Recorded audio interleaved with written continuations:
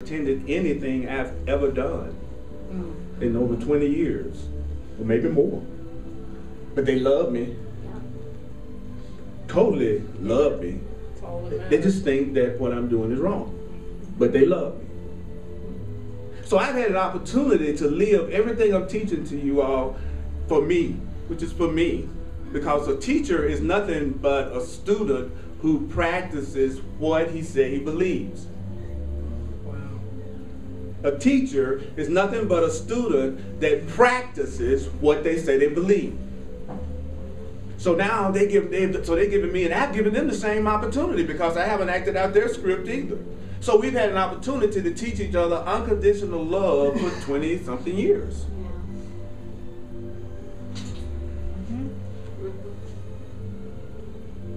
And I have to remember all the time that those are not my kids. They belong to God. They chose their spiritual path. They chose me as a parent. I chose them. It was all part of a larger script that we all have for our spiritual development. I am not their father. God is. So I only hurt as a parent whenever I confuse myself with who created my children. And you're only afraid when you confuse who created you. And now you think you did. So now you're on your own, having to figure it all out.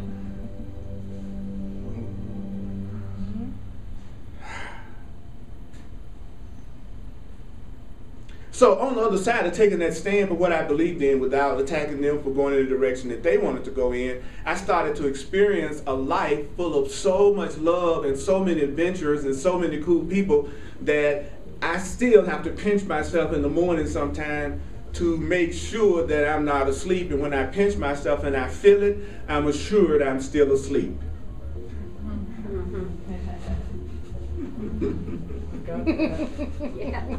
So now I'm having a happy dream. And in the happy dream, it looks like I'm divided up into a room full of people that studying the Course in Miracles that I'm talking to, but it's just me dealing with me and me being with me and me sharing the truth with me.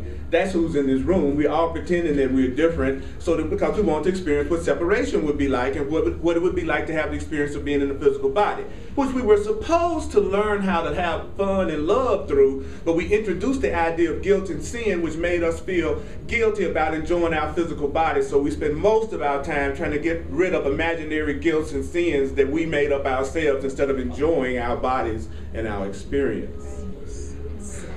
It's a totally crazy game. It's called the guilt game. It's how can I deny myself everything that I really would love to have right now, pretending that there's something wrong with me and bad about me that needs to be fixed, that takes up all of my time. And what I'm going to do is form a relationship with somebody just like me so we can suffer together. And go to a movie, let's go hiking, and we can walk along the banks of, and hold hands while we share our guilt. Have some guilty sex, you know what I'm saying?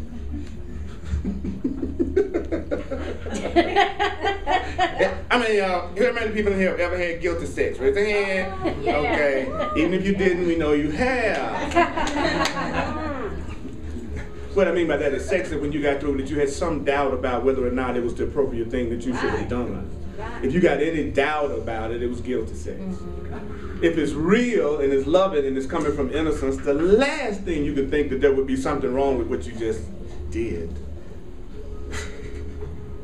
So don't do it when you're feeling guilty, because it's not that what you're about to do is wrong, it's just that you're going to punish yourself for it. Just be assured you're going to kick your butt for doing it in some form or fashion. Not because it was bad, but because you feel guilty about it, which means you think it's bad, and whatever you believe creates your reality. So therefore, you create a backache, a problem, a money problem, a job problem, life accident. You just come up with something to punish yourself for the pleasure you just had. So guilty pleasures really aren't good for you. Innocent ones are. So right now I'm going through this phase of my life. Everything I used to do with guilt, I'm trying to do with innocence. Like, what would innocent sex feel like? What would innocent monetary situation feel like? What would an innocent walk in a park feel like? What would an innocent relationship feel like? What would, you know what I'm saying? It's like, what would the world be like if I was not putting myself down and feeling guilty or bad about whatever I wanted to do with it and in it with my body? So rule number one is I can't hook up with nobody that still want to feel guilty. That eliminates roughly 98% of the people around me.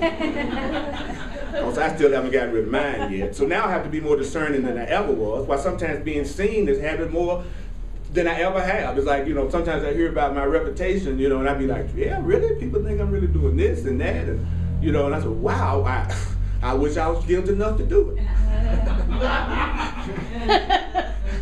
Because I don't want to do anything that anybody would ever regret, think is wrong. I have to convince them, manipulate them, talk them into it. That's all the red flag I need about anybody in my life, is how much I got to talk them into loving me. Right. If I got to convince you to love me, or to touch me, or to hold me, by definition, you're the wrong person. Because somebody that sees me correctly, they're going to want to. And I'm going to want to too. So it's my dream. I can dream of people that love me as easy as I can dream of people that have a problem with me. I know I'm changing my mind about myself because more people around me are reflecting love back to me. That's the only proof I need that I'm starting to do something I'm reading about. You are the witnesses to my change of mind, and I want to be the witness to your change of mind. That's what I was going to say, yes. Yeah, I want to be the witness that say, you know, yeah, you look at me, you look at my smiling face, and you know you must be innocent because look how happy I am around you. And you can just look at my face and tell you must be all right. That's good. So I just ask the energy. I go into a place and say, Holy Spirit, you know which man, woman in this place would really enjoy spending time with me, hooking up with me, talking to me, loving me. I don't even know who they are. You know, so I ask you to be in charge of this evening. And I've never done that in any new social situation and did not end up having an incredible time with somebody who we recognized each other. Because I asked first.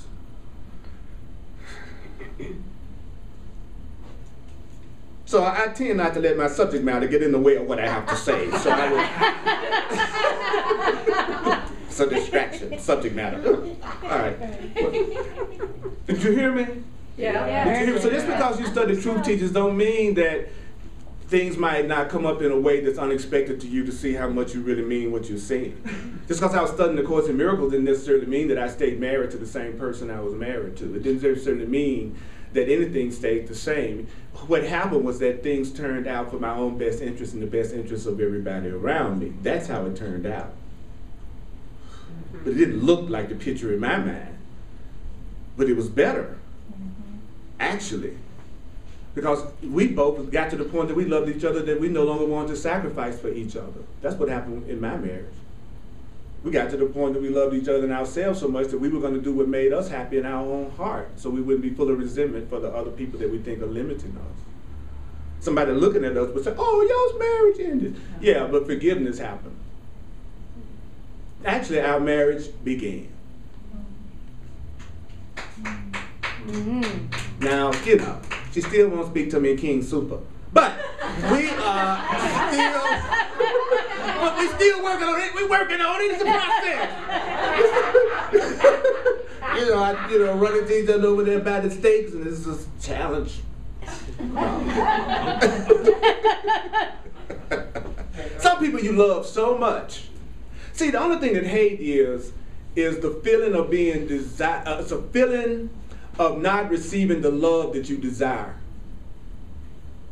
Hate is just a feeling of not receiving the love that you desire from where you think you want it or who you think you want it from. Hatred is nothing but an intense desire for love from a person that you're not receiving it. So when someone says, I hate you with all my heart and soul, they're saying, I want your love, I want it with all my heart and soul, but you're not doing it the way I think you ought to do it, I hate you. Right. I always tell people, I always used to tell my kids, I say, I could be the best father in the world, but it's got to be the kind of father I am. I just can't do the TV thing now. I can't do it any way that the world has taught you that it should be.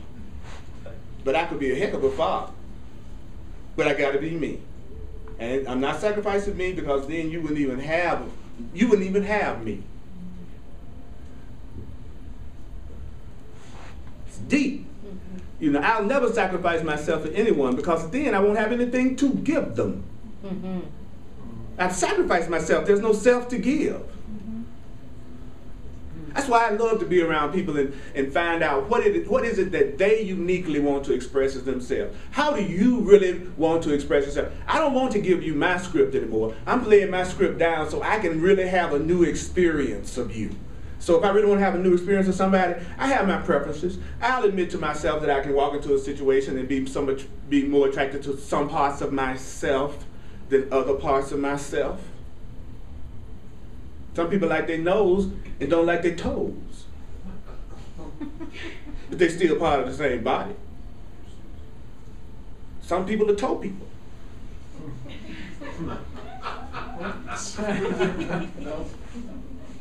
That's to be named in the book, the toe people. So don't feel guilty about not being able to love all of yourself yet. Be thankful that you even have the goal. That's good. Readiness is not mastery. Just because you say you're ready to be forgiving, loving, kind to everybody, that doesn't mean you've mastered it at all. It just means you have some willingness to begin. That's all I'm ready means. I'm ready. I have some willingness to begin. It doesn't mean I've mastered any of this. So when I say I want to love each and every person in this room, it does not mean I've mastered loving everybody in this room, so therefore I will not be hard on myself when I don't pull it off. I'm glad I got sense enough to have the intention. I'm proud of me for that. Thank you. The fact that I even show up here, read this book, try to be more kind, pause for a minute and let somebody change lanes in front of me. Those are some of my most beautiful moments. It's when I'm getting ready to pull out in the traffic and somebody stop their car so that I can come out. And just for an instant, we give each other that little... Me too. You know, the people get... You know. But you know what I'm saying? In that instant, salvation happens. In that instant, joining happens. In that instant, we were no longer separate and had separate interests. So therefore, I just avoided a disease. I just avoided lack. I just avoided attack. I just avoided something. You don't know how many crises you have not experienced because of how you've been living. Yeah. You know what I'm saying? You don't know how many things didn't happen to you because of the way you're being right now. You know? You don't know how many times you weren't robbed because you were kind to yourself and somebody. So if your life seems dull and uneventful, then you must have a lot of love for yourself because you're not creating any drama. Yes. Yay. That's it. But it doesn't have to be dull and it doesn't have to be boring to have no drama. You could have ecstasy and not have any drama. All you have to do is join with more people who want peace as much as you do and still like to party. Yay. Or whatever it is you like to do. I like to say party, you know what I'm saying? That covers it. So I'm going to read this paragraph one more time. Oh, the second one is good. I'm gonna do that even though I'm using time right now. It's moving pretty fast. I tell you, whatever age you happen to be,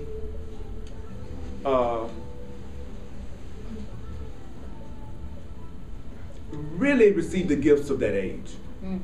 Because every age has a gift. Because it moves really fast. Yes. Especially if you're having fun.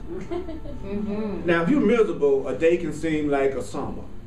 But if you're happy, you'll notice that if your life is pretty cool and you're surrounded by pretty loving people and you're pretty much following your inspiration and your energy, you'll find 6 months are going by like that and you won't know what the heck. You go like, whoa, it moves so fast. It's like whenever you're having a good time, doesn't it look like the time moves really fast? Okay, but that means that as you become happier, it will look like time is moving faster. That's why joy and eternity go together.